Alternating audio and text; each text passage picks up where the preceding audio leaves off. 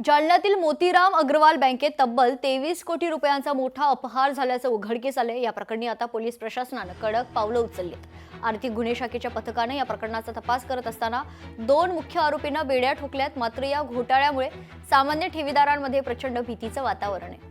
या परिस्थितीचा आढावा घेतलाय लोकशाहीचे प्रतिनिधी सुधाकर जाधव यांनी। पाहूयात। जालना शहरातील मोतीराम अग्रवाल जालना मर्चंट बँकेमध्ये 23 कोटी रुपयाचा जवळपास अपहार झाल्यानंतर आर्थिक गुन्हे शाखेने 2 जणांना अटक केली आहे। त्यानंतर आता ठेवीदार जे आहेत ते या बँकेमध्ये आपली ठेवी काढण्यासाठी येत आहे, गर्दा करत आहेत। सध्या आपण पाहू शकता। काय सांगाल, तुमचे किती पैसे आहेत आणि काय सध्या काय परिस्थिती आहे? 30 लाख रुपए सब अपने हम ये संचालक जो 14 की 14 इन पे केस होना चाहिए। ना आमदार कुछ बोल रहा, ना खासदार कुछ बोल रहा। जालना में ऐसे कच्चू पड़े सब गरीब लोग जो है रोड पे आ गए और बहुत गरीब लोगों ने पैसे डाले हैं और इन पे कार्रवाई होना चाहिए। मोतीलाल अग्रवाल पे पहले होना चाहिए। जमिनी कोण ठेवलेले पैसे सर मुलीच्या लग्नासाठी 15 दिवस झाले आणि परेशानी कोणी आम्हाला न्याय देत नाही। काय म्हणते बँकेच, काय म्हणते? 3 महिन्यानंतर देऊ म्हणते 5 लाख 3 महिन्यानंतर।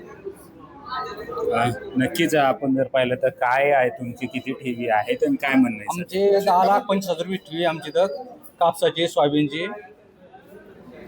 ते बँकवाले म्हणे इथं आलो मी तो 3 महिन्याच्या नंतर 5 लाख देऊ असं तसं म्हणून लागले ते।